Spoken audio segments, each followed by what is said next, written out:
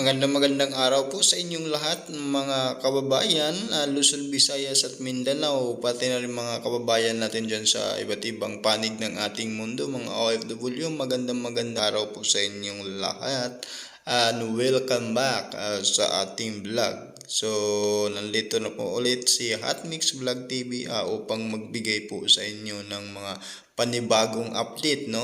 Kaganapan dito sa pananalanta ng bagyong Pavian sa atin mga kababayan.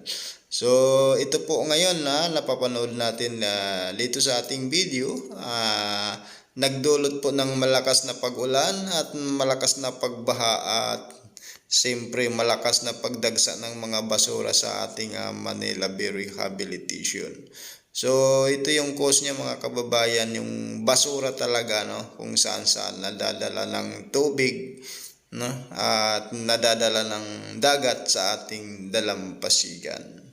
So, yun mga kababayan, hopefully sana yung mga kababayan natin, no, kapwa Pilipino, kung saan man na lugar dito sa parte ng Maynila or sa kabilang bayan, no, na malapit sa mga dagat, hopefully sana maging disiplinado po tayo sa pagtapon ng mga ating basura. Siyempre, mga kababayan natin malapit din sa ilog, ganun din, no?